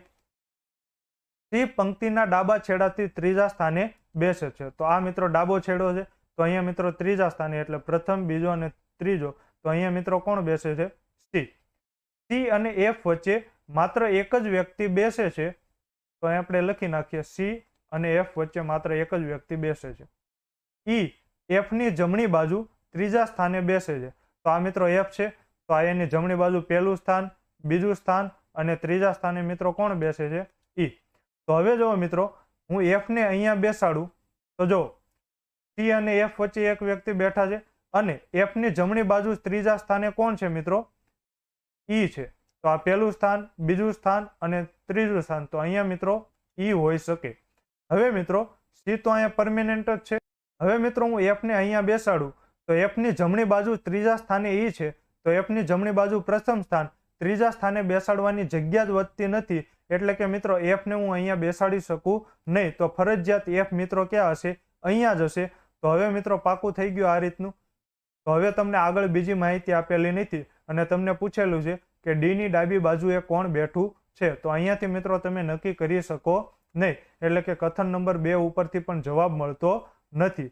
તો હવે મિત્રો શું કરવું? તો જો જ્યારે બંને કથન ઉપરથી જવાબ ન મળતો હોય ત્યારે મેં તમને શીખવાડેલું છે બંને કથનને ભેગા કરવાના. તો ભેગા કઈ રીતે કરવાના? તો બંનેમાં એક વસ્તુ સરખી હશે. તો અહીંયા જુઓ મિત્રો સી અને ઈ બંને સરખું છે. તો અહીંયા પણ જુઓ સી અને ઈ સરખું છે. તો મિત્રો એફ આ છેડે જશે, તો એફ આ છેડે જશે. તો અહીંયા મિત્રો કોણ આવશે? ડી. અને અહીંયા કોણ આવશે? ડી. તો મિત્રો આ બંને શરતો સાચી છે. અત્યાર સુધી મિત્રો બંને શરતોનું પાલન થયું છે. તો તમને પૂછ્યું છે ડી ની ડાબી બાજુએ કોણ બેઠું છે? તો અહીંયા ડી ની ડાબી બાજુએ બી બેઠો છે, અહીંયા ડી ની ડાબી બાજુએ એ બેઠો છે. તો તમે નક્કી કરી શકો નહીં. એટલે કે સાચો જવાબ આવે ઓપ્શન નંબર ઈ. ન તો કથન 1 કે ન તો કથન 2 પ્રશ્નનો જવાબ આપવા માટે પર્યાપ્ત છે. આગળનો પ્રશ્ન જોઈએ. તે પંક્તિમાં કેટલા લોકો ઊભા છે જેમાં બધા લોકો ઉત્તર તરફ મુખ રાખીને ઊભા છે? તો કથન નંબર 1 જોઈએ. એ ડાબા છેડાથી ચોથો છે. તો જુઓ મિત્રો આ બધાનું મુખ ઉત્તર તરફ છે. આ મિત્રો ડાબો છેડો છે. તો આ પ્રથમ, આ દ્વિતીય, આ તૃતીય અને આ ચતુર્થ. એટલે કે એ મિત્રો અહીંયા છે ડાબા છેડાથી ચોથા સ્થાને અને આ બધાનું મુખ ઉત્તર તરફ છે. એમ એ એની જમણી બાજુએ બીજા સ્થાને છે. તો જો મિત્રો મુખ ઉત્તર દિશામાં છે એટલે એની જમણી બાજુ આ થાય. તો આ પ્રથમ સ્થાન અને આ બીજા સ્થાને એમ છે. અને આર ડાબા છેડાથી બીજા ક્રમે છે. તો આ મિત્રો ડાબા છેડાથી બીજા ક્રમે અહીંયા મિત્રો આર છે. તો તમને પૂછેલું છે પંક્તિમાં કેટલા લોકો ઊભા છે? તો મિત્રો એમની જમણી બાજુ કેટલા છે એ આપણને ખબર નથી. તો આપણે મિત્રો પાકું કહી શકીએ નહીં. એટલે કે કથન નંબર 1 ઉપરથી ખબર પડે નહીં. તો આપણે મિત્રો કથન નંબર 2 ચેક કરીએ. એમ એ જમણા છેડાથી ચોથા સ્થાને છે. તો આપણે દોરીએ મિત્રો. જો આ જમણો છેડો આ થાય તો આ પ્રથમ, આ દ્વિતીય, આ તૃતીય અને આ ચોથા સ્થાને કોણ છે મિત્રો? એમ. અને બધાનું મુખ ઉત્તર દિશા તરફ છે. એમ અને બી ની વચ્ચે ફક્ત 2 જ લોકો ઊભા છે. તો જો મિત્રો હું બી ને આ સાઈડ પણ રાખી શકું. જો એમ અને બી ની વચ્ચે જો ફક્ત 2 લોકો થઈ ગયા. અને હું બી ને અહીંયા પણ રાખી શકું. જો બી અને એમ વચ્ચે થઈ ગયા 2 લોકો. તો મિત્રો તમને હવે આગળ કશી માહિતી આપેલી નથી અને પૂછેલું છે પંક્તિમાં કેટલા લોકો ઊભા છે. તો અહીંયા મિત્રો તમે પાકું કહી શકો નહીં. એટલે કે કથન નંબર 2 ઉપરથી પણ ખબર પડે નહીં. હવે મિત્રો જ્યારે બંને કથન ઉપરથી જવાબ ન મળે ત્યારે મેં તમને શીખવાડેલું છે શું કરવાનું? તો બંને કથનને ભેગા કરવાના. તો ભેગા કઈ રીતે કરીશું? તો બંને કથનમાં એક સમાન હશે. તો અહીંયા જો મિત્રો એમ છે, એવી જ રીતે અહીંયા એમ છે. તો એમ અને બી ની વચ્ચે મિત્રો 2 લોકો હોવા પડે. તો બી ને તમે અહીંયા પણ લઈ શકો અને બી ને મિત્રો તમે 2 સ્થાન મૂકીને અહીંયા પણ લઈ શકો. તો હવે મિત્રો જો તમે ટોટલ કેટલા વ્યક્તિ છે એ ગણી શકો. તો હવે મિત્રો તમે ટોટલ કેટલા વ્યક્તિ થાય છે એ ગણી શકો. એટલે કે સાચો જવાબ આવે ઓપ્શન નંબર ડી. પ્રશ્નનો જવાબ આપવા માટે બંને કથન 1 અને 2 એક સાથે આવશ્યક છે. આગળનો પ્રશ્ન જોઈએ. એ, બી, સી અને ડી કેન્દ્ર તરફ મુખ રાખીને ગોળાકાર ટેબલની આસપાસ બેઠા છે. એની તાત્કાલિક જમણી બાજુએ કોણ બેસે છે? તો કથન નંબર 1, સી એની ડાબી બાજુ બેસે છે. તો મિત્રો ડાબી એટલે ક્લોકવાઇઝ અને જમણી એટલે એન્ટી ક્લોકવાઇઝ. આ મિત્રો ક્યારની વાત છે? જ્યારે કેન્દ્ર તરફ મુખ રાખીને બેઠા હોય તો, કેન્દ્રની વિરુદ્ધ મુખ હોય તો પાછું બદલાઈ જાય. તો જો એની ડાબી બાજુ એટલે ક્લોકવાઇઝ, તો અહીંયા મિત્રો કોણ બેઠું છે? સી. સી અને ડી વચ્ચે માત્ર એક જ વ્યક્તિ બેસે છે. તો અહીંયા જો મિત્રો આ એક વ્યક્તિ, તો ડી અહીંયા આવશે. તો હવે બાકી કોણ રહ્યું? બી અહીંયા આવશે. તો તમને પૂછ્યું છે એની તાત્કાલિક જમણી બાજુએ કોણ બેઠું છે? તો આ એ છે. જમણી એટલે એન્ટી ક્લોકવાઇઝ. તો જો મિત્રો કોણ બેઠું છે? ડી. તો કથન નંબર 1 ઉપરથી જવાબ મળે છે. હવે કથન નંબર 2 જોઈએ. એ અને બી વચ્ચે માત્ર એક જ વ્યક્તિ બેસે છે. તો મેં તમને કહ્યું હતું જ્યારે આવી રીતે વાત હોય ત્યારે બંને સામ સામે હોય. જરૂરી નથી મિત્રો કે આ જ રીતે હોય, આવી રીતે પણ હોઈ શકે સામ સામે. બી ઉપર હોય અને એ નીચે હોય. સી બી ની તાત્કાલિક જમણી બાજુએ બેઠો છે. તો જો મિત્રો બી ની તાત્કાલિક જમણી એટલે એન્ટી ક્લોકવાઇઝ. તો અહીંયા મિત્રો જો આ એન્ટી ક્લોકવાઇઝ થાય, તો અહીંયા મિત્રો કોણ બેઠેલું છે? સી. તો અહીંયા મિત્રો કોણ બેસશે? ડી. તો અહીંયા જો મિત્રો બી ની તાત્કાલિક જમણી બાજુએ સી બેઠેલો છે. તો જમણી બાજુ એટલે એન્ટી ક્લોકવાઇઝ. તો અહીંયા મિત્રો સી આવશે ને અહીંયા આવશે ડી. તો તમને પૂછેલું છે એની તાત્કાલિક જમણી બાજુએ કોણ છે? તો જમણી બાજુ એટલે એન્ટી ક્લોકવાઇઝ. તો કોણ છે મિત્રો? ડી. તો કથન નંબર 2 ઉપરથી પણ જવાબ મળે છે. તો જ્યારે બંને કથન ઉપરથી જવાબ મળતા હોય ત્યારે જવાબ બંને નહીં આવે, જવાબ આવશે ઓપ્શન નંબર સી, કાં તો કથન 1 કાં તો કથન 2 પર્યાપ્ત છે. શું કામ એ પણ મેં તમને સમજાવી દીધેલું છે. આગળનો પ્રશ્ન જોઈએ. એક બોક્સમાં નારંગી, કેળા અને સફરજન હોય છે. બોક્સમાં કેટલા સફરજન છે? કથન નંબર 1, બોક્સની અંદરના 100 ફળોમાંથી 50% નારંગી અને કેળા છે. તો 100 ના 50% મિત્રો કેટલા થાય? 50. તો 50 નારંગી અને કેળા છે. તો હવે મિત્રો બાકી વધ્યા હશે તે શું હશે? તો 100 માંથી 50 જાય તો હવે મિત્રો 50 સફરજન વધ્યા હશે. એટલે કે કથન નંબર 1 ઉપરથી જવાબ મળે છે. હવે કથન નંબર 2, બોક્સમાં રહેલા ફળોમાંથી 50% ફળો સફરજન છે. પરંતુ મિત્રો બોક્સમાં કેટલા ફળો છે એ જ આપણને ખબર નથી, તો એના 50% કેમ કાઢીશું? એટલે કે કથન નંબર 2 ઉપરથી જવાબ મળતો નથી. તો સાચો જવાબ આવે ઓપ્શન નંબર એ. એકલું કથન 1 પ્રશ્નનો જવાબ આપવા માટે પર્યાપ્ત છે, જ્યારે કથન 2 પર્યાપ્ત નથી. આગળનો પ્રશ્ન જોઈએ. એ, બી, સી, ડી અને એફ કેન્દ્ર તરફ મુખ રાખીને ગોળાકાર ટેબલની આસપાસ બેઠા છે. તો બી ના તાત્કાલિક જમણે કોણ બેઠું છે? કથન નંબર 1, ડી એ અને એફ વચ્ચે છે. તો જુઓ મિત્રો આ છે એફ અને આ છે એ. આ બંનેની વચ્ચે મિત્રો કોણ બેઠું છે? ડી. હવે મિત્રો જરૂરી નથી કે આ જ ક્રમમાં હોય. એ અહીંયા પણ હોય તો એફ અહીંયા હોય. તો આવી રીતે પણ મિત્રો હોઈ શકે. બી ના તાત્કાલિક જમણે કોણ બેઠું છે? તો બી મિત્રો અહીંયા પણ હોઈ શકે, અહીંયા પણ હોઈ શકે. પાકું કહી શકો નહીં, એટલે કે કથન નંબર 1 ઉપરથી જવાબ મળતો નથી. હવે મિત્રો કથન નંબર 2 લઈએ. સી બી અને એફ વચ્ચે છે. તો અહીંયા મિત્રો છે બી, અહીંયા છે એફ. તો એની વચ્ચે સી છે. તો હવે મિત્રો જરૂરી નથી કે બી અને એફ આવી જ રીતે હોય. અહીંયા એફ હોઈ શકે અને અહીંયા પણ બી હોઈ શકે. તો આવું પણ હોઈ શકે. તો તમને પૂછ્યું છે બી ના તાત્કાલિક જમણે કોણ બેઠું છે? તો બી નું સ્થાન નક્કી નથી. અહીંયા પણ હોઈ શકે, અહીંયા પણ હોઈ શકે. એટલે કે કથન નંબર 2 ઉપરથી નક્કી કરી શકો નહીં. તો હવે મિત્રો આપણે બંને કથનને ભેગા કરીએ. તો હવે જો આ બંનેમાં કોમન શું છે? તો આ બંનેમાં કોમન છે એફ. તો મિત્રો એફ અને બી કોમન છે. પરંતુ મિત્રો એફ નું સ્થાન નક્કી નથી.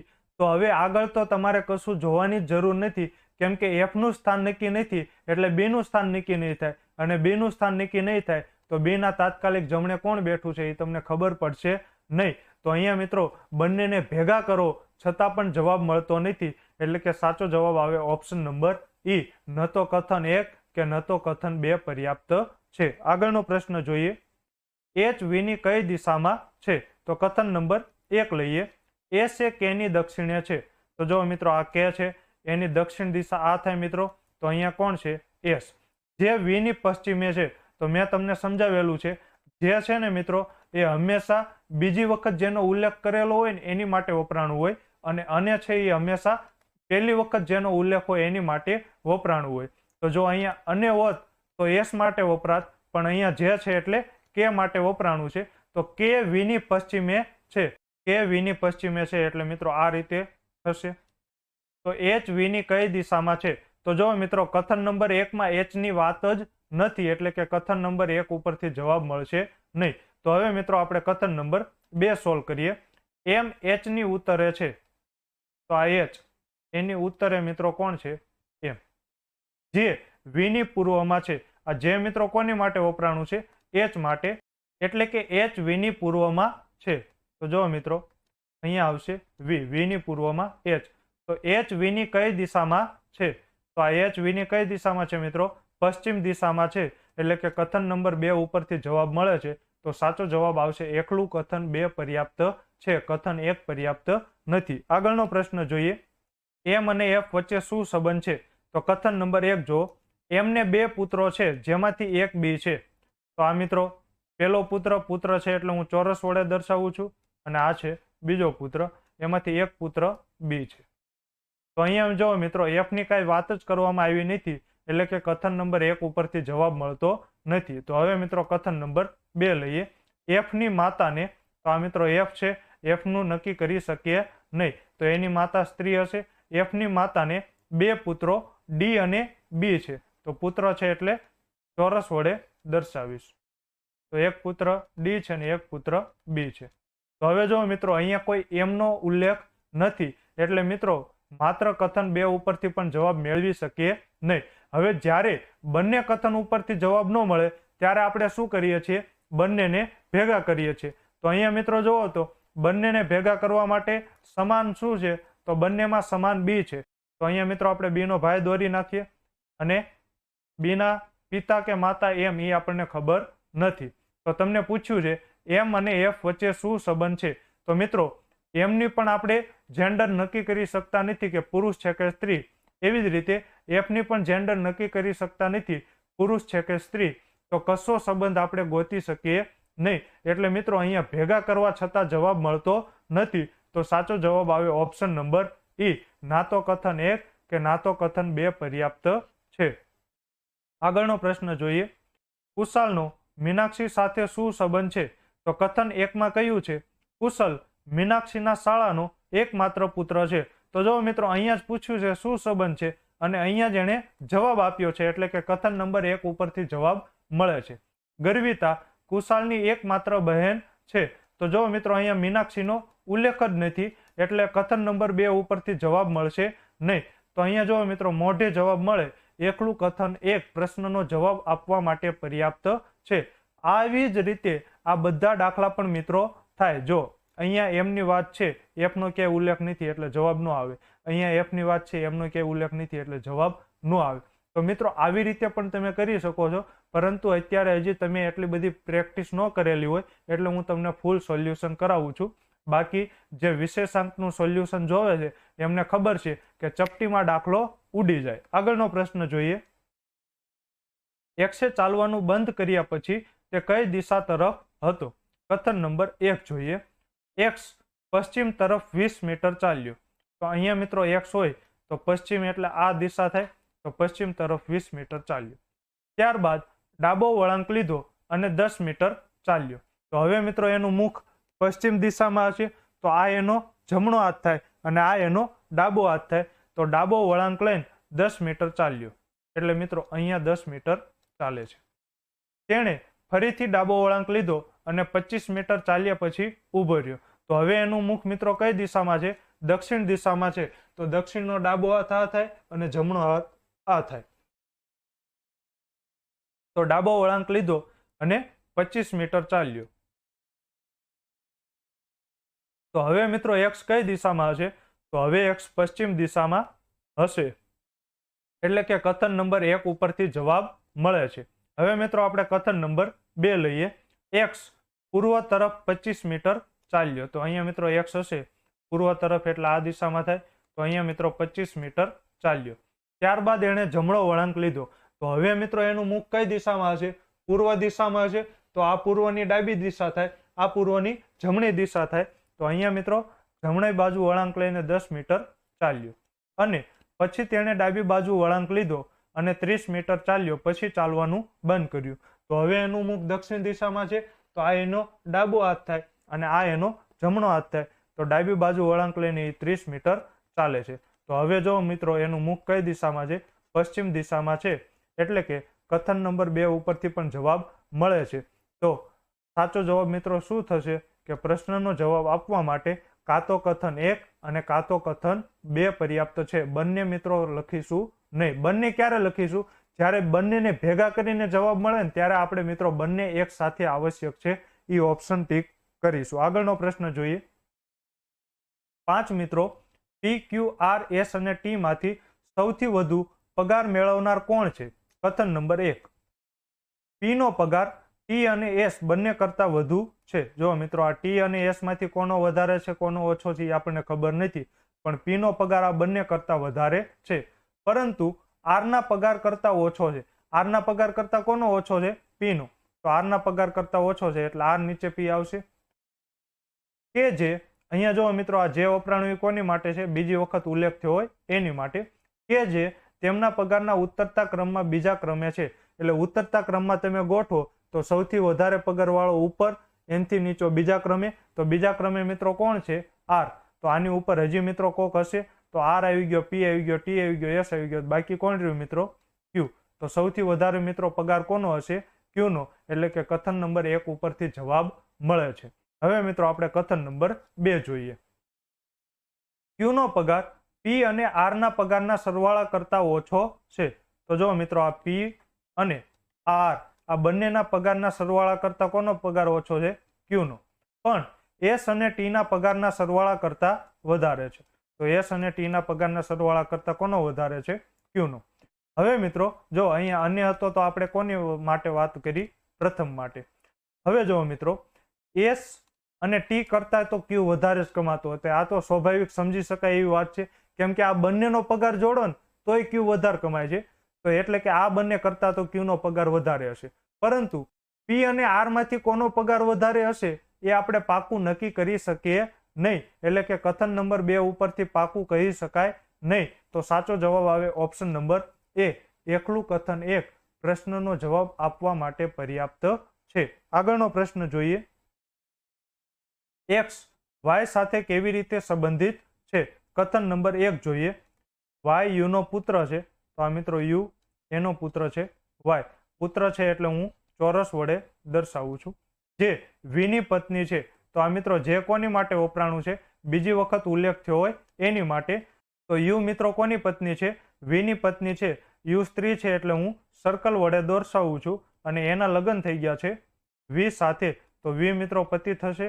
પતિ એટલે ચોરસ વડે દર્શાવું છું. X એ W નો પુત્ર છે. જે મિત્રો કોની માટે છે? બીજી વખત ઉલ્લેખ થયો હોય એની માટે. એટલે કે W V ના સસરા છે. તો આ V ના સસરા તો એની પત્નીના પપ્પા એ એના સસરા થાય. તો આ મિત્રો W છે. તો સસરા છે એટલે હું ચોરસ વડે દર્શાવું છું. અને X એ W નો પુત્ર છે. તો પુત્ર છે એટલે હું ચોરસ વડે દર્શાવું છું. તો આ રીતે મિત્રો સંબંધ મળશે. X Y સાથે કેવી રીતે સંબંધિત છે? તો જો મિત્રો અહીંયાથી તમને X અને Y નો સંબંધ ગોતી શકો છો. શું સંબંધ મળે એની મિત્રો આપણે જરૂર નથી. તો કથન નંબર 1 ઉપરથી જવાબ મળી જશે. હવે મિત્રો આપણે લઈએ કથન નંબર 2. V X નો ભાઈ છે. તો જો મિત્રો આ X છે એનો ભાઈ છે V. પુરુષ છે એટલે હું ચોરસ વડે દર્શાવું છું. અને W નો પુત્ર છે. તો અને આવે એટલે મેં તમને શીખવાડ્યું હતું. અને એટલે પ્રથમ વ્યક્તિ માટે, જે આવે તો બીજી વ્યક્તિ માટે. તો અને એટલે પ્રથમ. તો V છે એ W નો પુત્ર છે.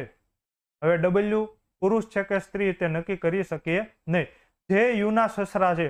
તો આ જે મિત્રો કોની માટે છે? W માટે. તો W U ના સસરા છે. તો હવે મિત્રો તમે નક્કી ન કરી શકો. એવું પણ બની શકે કે આની પત્ની U હોય. હવે આ આપણને પુરુષ છે કે સ્ત્રી છે એ ખબર નથી. તો કદાચ આ પુરુષ હોય તો એની પત્ની પણ U હોઈ શકે. તો તમે નક્કી કરી શકો નહીં. એટલે પાકું કહી શકો નહીં. જે Y ની માતા છે. તો આ જો મિત્રો આ જે વપરાણું એ કોની માટે વપરાણું છે? U. U છે એ Y ની માતા છે. તો અહીંયા મિત્રો U કોની પત્ની છે તે તમે નક્કી કરી શકો નહીં. મલ્ટિપલ પોસિબિલિટી થાય છે. એટલે મિત્રો કથન નંબર 2 ઉપરથી જવાબ મળશે નહીં. તો હવે મિત્રો આપણે આ બંનેને ભેગા કરીશું. તો ખાસ યાદ રાખજો, ભેગા નહીં કરીએ. કેમ નહીં કરીએ? કેમ કે કથન નંબર 1 ઉપરથી જવાબ મળે છે. ભેગા ક્યારે કરવાના? જ્યારે બંને કથનમાંથી એક પણ કથનમાં જવાબ ન મળે ને તો અહીંયા મિત્રો સાચો જવાબ આવશે ઓપ્શન નંબર એ. એકલું કથન 1 પ્રશ્નનો જવાબ આપવા માટે પર્યાપ્ત છે. આગળનો પ્રશ્ન જોઈએ. A, B, C, D, E અને F ગોળાકાર ચટાઈના ટેબલની આસપાસ બેઠા છે. તેમાંથી દરેક ટેબલના કેન્દ્રમાં અથવા બહાર એટલે કે કેન્દ્રની વિરુદ્ધ તરફ આવે છે. તો D કઈ દિશામાં બેઠો છે? તો સૌથી પહેલા તો મિત્રો આપણે કથન નંબર 1 લઈએ. B F ની જમણી બાજુએ બીજા સ્થાને બેસે છે. તો સૌથી પહેલા તો મિત્રો આપણે 6 જણાને બેસાડી દઈએ, પછી આપણે સોલ્વ કરીએ. મિત્રો તમને મારો લેક્ચર ગમતો હોય તો તમે કમલેશ સરને વાત કરજો કે યુવરાજ સરનું અમને ખૂબ જ સારી રીતે સમજાય છે અને અમારે એમની પાસેથી રીઝનિંગ ભણવું છે, તો હું આખું રીઝનિંગ તમને ભણાવીશ. બી એફની જમણી બાજુએ બીજા સ્થાને બેસે છે. જેની પાછળ નોન ઇનોના એને સૌથી પહેલા બેસાડો એફની જમણી બાજુ. હવે મિત્રો આપણે પહેલા તો એ જાણવું પડશે ને કે કેન્દ્ર તરફ મુખ રાખીને બેઠો છે કે વિરુદ્ધ. કેમ કે જો કેન્દ્રની તરફ મુખ રાખીને બેઠો હશે તો એની જમણી બાજુ આ થશે. જો કેન્દ્રની વિરુદ્ધ મુખ રાખીને બેઠો હશે તો એની જમણી બાજુ આ થશે. તો સૌથી પહેલા તો એ જોઈએ. તો આગળ વાંચો. અને બંને કેન્દ્ર તરફ બેઠા છે એટલે કે એફ નું મુખ આ દિશામાં છે. તો હવે મિત્રો એની જમણી બાજુ કઈ થાય? તો આ એની જમણી બાજુ થાય. તો જમણી બાજુ એ બીજા સ્થાને. તો આ પ્રથમ અને બીજા સ્થાને કોણ છે મિત્રો? બી. બંને બાજુથી એ અને ઈ વચ્ચે માત્ર 2 જ લોકો બેઠા છે. તો જો મિત્રો એને હું અહીંયા મૂકીશ અને ઈ ને હું અહીંયા મૂકીશ. તો જો બંને બાજુથી એ અને ઈ વચ્ચે માત્ર 2 જ લોકો બેઠા છે.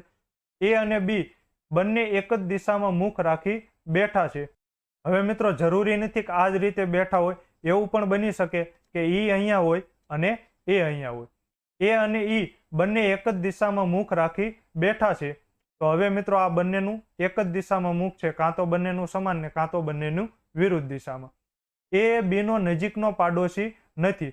તો મિત્રો તમે એને અહીંયા મૂકી શકો નહીં. કેમ કે તો અહીંયા એ પાડોશી થઈ જશે. એટલે એ ફરજિયાત મિત્રો ક્યાં આવશે? અહીંયા જ આવશે.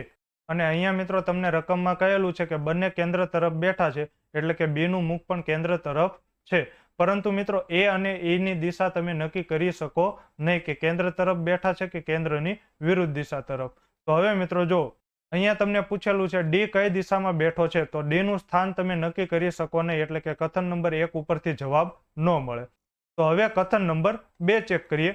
સી બી ની વિરુદ્ધ દિશા તરફ છે. તો જો મિત્રો બી જો કેન્દ્ર તરફ હોય તો હવે મિત્રો સી કઈ હશે? કેન્દ્રની વિમુખ હશે. તો સી નું મોઢું મિત્રો આ તરફ હશે. હવે એવું તમને કોણે કીધું કે બી કેન્દ્ર તરફ જ હશે? તો આપણે ધારી લઈએ કે બી કેન્દ્રની વિમુખ હશે. તો હવે મિત્રો સી કઈ દિશામાં હશે? કેમ કે જે દિશામાં બી હશે એની વિરુદ્ધ દિશામાં સી હશે. તો હવે સી નું મુખ કેન્દ્ર તરફ હશે. તો ડી સી ની બીજી ડાબી બાજુએ બેઠો છે. તો જો મિત્રો કેન્દ્રની વિમુખ એટલે આ રીતે મુખ હશે. તો એની ડાબી બાજુ આ થાય. તો અહીંયા મિત્રો ડાબી બાજુ પહેલું સ્થાન અને બીજું સ્થાન તો અહીંયા મિત્રો ડી હશે. જો કેન્દ્ર તરફ મુખ રાખીને બેઠો હોય તો ડાબી એટલે ક્લોકવાઇઝ. તો અહીંયા મિત્રો પહેલું અને અહીંયા મિત્રો બીજું સ્થાન અહીંયા ડી બેઠેલો હશે. તો તમને પૂછ્યું છે કે ડી કઈ દિશામાં બેઠો છે. તો મિત્રો ડી નું સ્થાન તમે નક્કી કરી શકો નહીં કે કેન્દ્ર તરફ મુખ રાખીને બેઠો છે કે કેન્દ્રની વિમુખ રાખીને બેઠો છે. એટલે કે મિત્રો બીજા ઉપરથી જવાબ મળતો નથી. તો જ્યારે મિત્રો બંને કથન ઉપરથી જવાબ ન મળે ત્યારે આપણે શું કરીશું? તો ત્યારે આપણે બંને કથનને ભેગા કરીશું. તો ચાલો મિત્રો બંને કથનને ભેગા કરીએ. તો માની લો મિત્રો હું સી જો અહીંયા મૂકું તો હવે જો બી થી વિરુદ્ધ દિશામાં છે તો બી નું મુખ કેન્દ્ર તરફ છે. તો સી નું મુખ કેન્દ્રની વિરુદ્ધ દિશામાં હશે. તો સી ની બીજી ડાબી બાજુએ મિત્રો કોણ હોવું પડે? ડી હોવો પડે. તો જો મિત્રો સી ની ડાબી બાજુ આ પ્રથમ અને બીજા સ્થાને કોણ છે?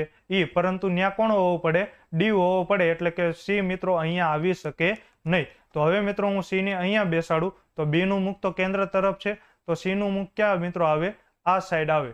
તો હવે સી ની બીજી ડાબી બાજુએ કોણ હોવું પડે? ડી. તો આ પ્રથમ અને બીજો તો અહીંયા મિત્રો ડી હોય. તો તમને પૂછેલું છે ડી કઈ દિશામાં બેઠો છે. તો અહીંયા પણ મિત્રો જો હજી એનું સ્થાન નક્કી થતું નથી કે કેન્દ્ર તરફ મુખ રાખીને બેઠો છે કે કેન્દ્રની વિરુદ્ધ મુખ રાખીને બેઠો છે. એટલે સાચો જવાબ આવશે ઓપ્શન નંબર ઈ. ના તો કથન 1 કે ના તો કથન 2 પ્રશ્નનો જવાબ આપવા માટે પર્યાપ્ત છે. આગળનો પ્રશ્ન જોઈએ. ઉત્તર તરફ મુખ કરીને 20 વિદ્યાર્થીઓમાં જમણી બાજુથી પ્રિયાની સ્થિતિ શું છે? તો કથન નંબર 1 જોઈએ. જો મિત્રો, બધાનું મુખ છે એ ઉત્તર તરફ રાખેલું છે અને ટોટલ 20 વિદ્યાર્થી છે. આશીષ પ્રિયાની જમણી બાજુએ 5મો અને પંક્તિના ડાબા છેડેથી 18મો છે. અને એટલે મિત્રો પહેલી વખત હોય એની માટે વપરાણું છે. તો આશીષ પંક્તિના ડાબા છેડેથી 18મો છે. તો અહીંયા મિત્રો જો આ ડાબા છેડો થાય તો અહીંયા મિત્રો કોણ છે? આશીષ. અને આ જે આશીષ છે મિત્રો એ પ્રિયાની જમણી બાજુએ 5મો છે.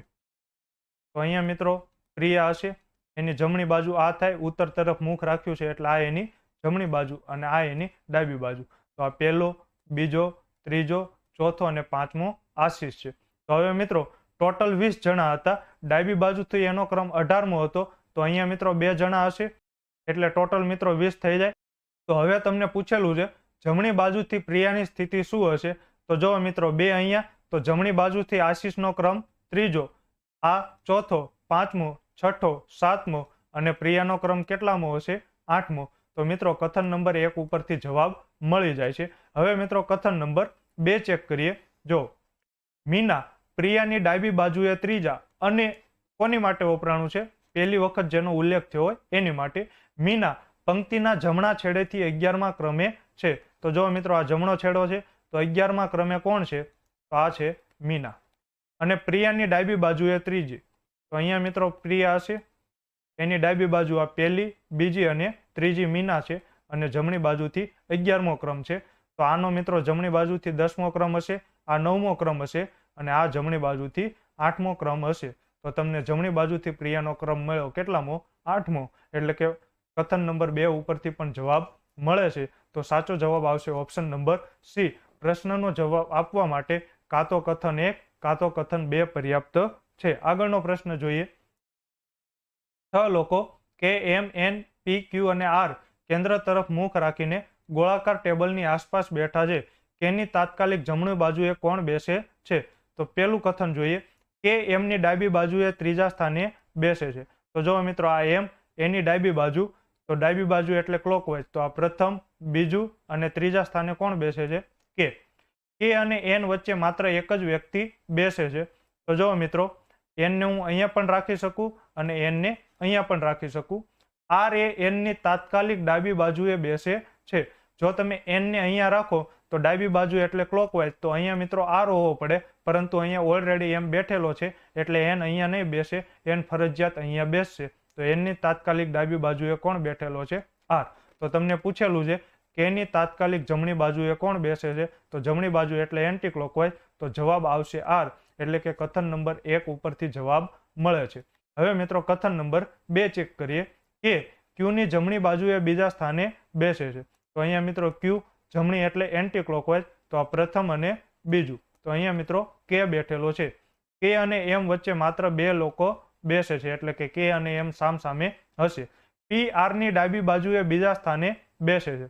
હવે મિત્રો જો હું અહીંયા આર રાખીશ તો એની ડાબી બાજુ એટલે ક્લોકવાઇઝ થાય, પ્રથમ અને બીજા સ્થાન. તો અહીંયા મિત્રો પી હોવો પડે, પણ અહીંયા ઓલરેડી એમ બેઠેલો છે એટલે આર અહીંયા નહીં હોય. તો કા આર અહીંયા હશે ને કા આર અહીંયા હશે. હવે જો હું આર અહીંયા રાખું તો એની ડાબી બાજુ એટલે ક્લોકવાઇઝ અને પ્રથમ અને બીજા સ્થાને કે બેઠેલો છે, પરંતુ અહીંયા તો મિત્રો પી હોવો પડે એટલે કે આર અહીંયા જ નહીં હોય.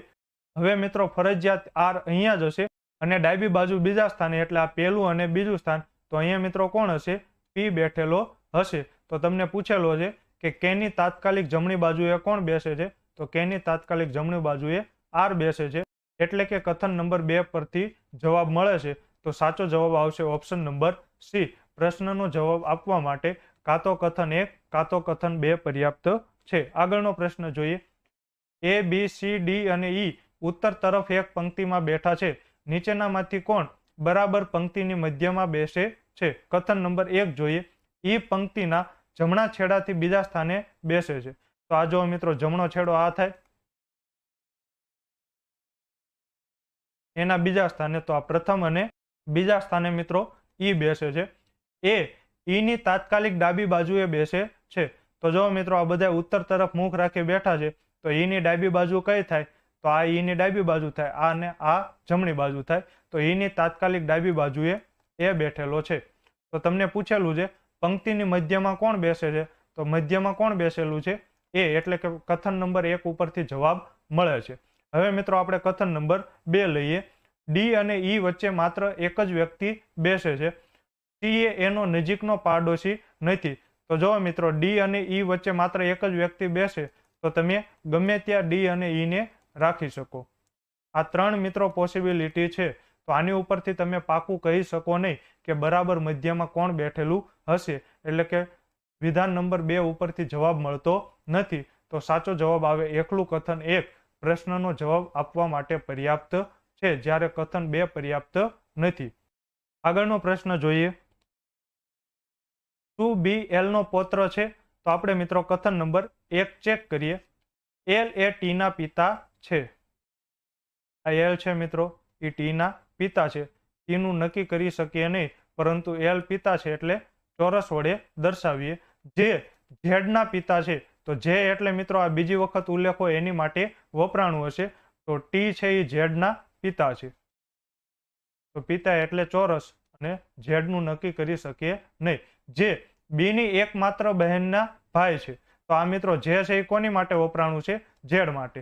તો જો આ બી ની એકમાત્ર બહેન ના ભાઈ કોણ છે મિત્રો? ઝેડ. તો ફરીથી જોવો મિત્રો, આ જે છે એ કોની માટે છે? ઝેડ માટે. જે બી ની, તો જો મિત્રો આ બી ની એકમાત્ર બહેન, તો આ બહેનને મેં સર્કલ વડે દર્શાવી. બહેનના ભાઈ છે તો પુરુષ છે એટલે ચોરસ વડે દર્શાવ્યું, ને બી નું તમે નક્કી કરી શકો નહીં. તો શું બી એલ નો પૌત્ર છે? તો મિત્રો અહીંયા તમે બી નું જેન્ડર નક્કી કરી શકતા નથી, એટલે કે કથન નંબર 1 ઉપરથી જવાબ મળતો નથી. તો આપણે મિત્રો કથન નંબર 2 જોઈએ. બી એ પી નો પુત્ર છે. તો જો મિત્રો આ બી છે એ પી નો પુત્ર છે. તો પુત્ર છે એટલે હું ચોરસ વડે દર્શાવું છું. જે, તો આ મિત્રો જે કોની માટે વપરાણું છે? પી માટે. એમની, જો આ મિત્રો એમ છે, એમની બહેન, બહેન છે એટલે હું સર્કલ વડે દર્શાવું છું. બહેનના એકમાત્ર ભાઈ, તો આ ભાઈ ની પુત્રવધુ, પુત્રવધુ એટલે એના દીકરાના ઘરેથી, એટલે કે વહુ. તો આ વહુ છે મિત્રો, તો એના લગ્ન થયા હશે ને એનો દીકરો હશે. તો અહીંયા મિત્રો તમને પૂછેલું છે બી એલ નો પૌત્ર છે. તો અહીંયા મિત્રો બી ની તમને માહિતી ખબર છે, પરંતુ એલ ની માહિતી ખબર નથી, એટલે કે કથન નંબર 2 ઉપરથી જવાબ મળશે નહીં. હવે જો મિત્રો ફરી એક વખત આ સમજીએ. બી એ પી નો પુત્ર છે. જો આ બી એ પી નો પુત્ર છે. જે, આ જે કોની માટે વપરાણું છે? પી માટે. એમની, જો આ એમની બહેનના, તો આ એની બહેન ના એકમાત્ર ભાઈની પુત્રવધુ છે. તો એકમાત્ર ભાઈની પુત્રવધુ એટલે ભાઈની વહુ. તો એના દીકરાના ઘરેથી હોય એને જ પુત્રવધુ કહેવાય. તો મેં એને સ્ત્રી દર્શાવી અને એના પતિને આપણે ચોરસ વડે દર્શાવ્યું. તો હવે મિત્રો જો કથન નંબર 1 ઉપરથી પણ જવાબ મળતો નથી અને કથન નંબર 2 ઉપરથી પણ જવાબ મળતો નથી. તો હવે મિત્રો બંનેને ભેગા કરીએ. તો આ બંનેમાં મિત્રો જો સમાન શું છે? તો આ બંનેમાં મિત્રો જો સમાન બી છે. તો અહીંયાથી આપણને મિત્રો હિન્ટ મળી ગઈ કે બી ની નિશાની શું છે મિત્રો? તો બી પુરુષ છે, તો એની બહેન અને એનો ભાઈ છે ઝેડ. તો આ જે મિત્રો પી એની માતા છે, તો એના લગ્ન ટી સાથે થયા હશે અને પુરુષ મિત્રો એલ છે. તો તમને મિત્રો પૂછેલું છે શું બી એલ નો પૌત્ર છે? તો જો મિત્રો આ એલ નો દીકરો, એનો દીકરો, તો એને મિત્રો શું કહેવાય? પૌત્ર. એટલે કે સાચો જવાબ મળે છે. તો સાચો જવાબ આવશે ઓપ્શન નંબર ડી. પ્રશ્નનો જવાબ આપવા માટે બંને કથન 1 અને 2 એક સાથે આવશ્યક છે. આગળનો પ્રશ્ન જોઈએ.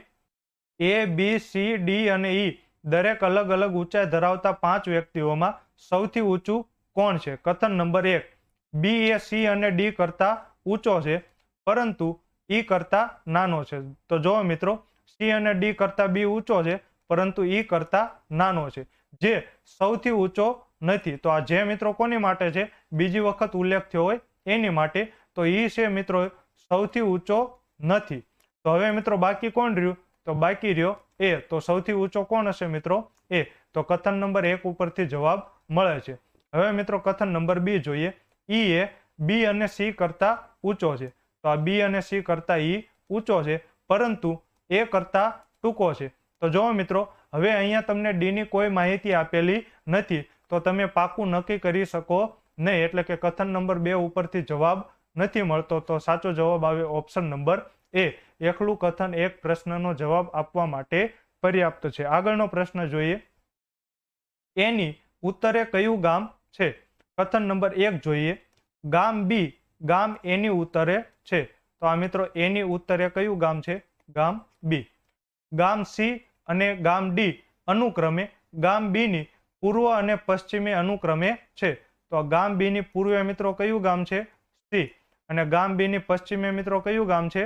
ડી. તો તમને પૂછેલું છે એની ઉત્તરે કયું ગામ છે? તો એની ઉત્તરે મિત્રો કયું ગામ છે? બી ગામ છે. એટલે કે કથન નંબર 1 ઉપરથી જવાબ મળે છે. હવે મિત્રો કથન નંબર 2 જોઈએ. ગામ પી ગામ એની દક્ષિણે છે. તો આ મિત્રો એ છે, એની દક્ષિણે છે પી. અને ગામ પી ગામ ઈની પૂર્વમાં છે. તો જો મિત્રો આ ઈની પૂર્વમાં ગામ પી છે. ગામ કે ગામ પી ની ઉત્તરે છે. તો જો મિત્રો આ પી ની ઉત્તરે ગામ કે અહીંયા પણ હોઈ શકે, અને મિત્રો ઉત્તર તો આ પણ કહેવાય ને, તો ગામ પી અહીંયા પણ હોઈ શકે. સોરી મિત્રો, ગામ કે અહીંયા પણ હોઈ શકે. તો તમને પૂછેલું છે કે એની ઉત્તરે કયું ગામ છે? તો એની ઉત્તરે મિત્રો કયું ગામ છે એ તમે નક્કી કરી શકો નહીં. તો અહીંયા મિત્રો કથન નંબર 2 ઉપરથી જવાબ મળતો નથી. તો સાચો જવાબ આવે ઓપ્શન નંબર એ. એકલું કથન 1 પ્રશ્નનો જવાબ આપવા માટે પર્યાપ્ત છે, જ્યારે એકલું કથન 2 પર્યાપ્ત નથી. આગળનો પ્રશ્ન જોઈએ. 5 માળના એપાર્ટમેન્ટમાં ડી નો ફ્લોર નંબર શું છે? તો જુઓ મિત્રો આ 5, આ 4, આ 3, 2, આ 1. હવે મિત્રો આપણે બંને કથન ઉપરથી સોલ્વ કરીએ. કથન નંબર 1 અને કથન નંબર 2. કથન નંબર 1 શું કહે છે?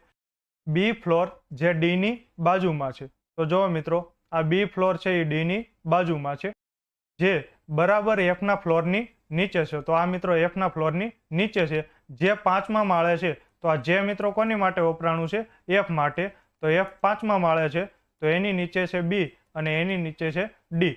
તો અહીંયાથી મિત્રો કથન નંબર 1 નો જવાબ મળે છે. ડી નો ફ્લોર નંબર શું છે? તો 3. કથન નંબર 1 ઉપરથી જવાબ મળે છે.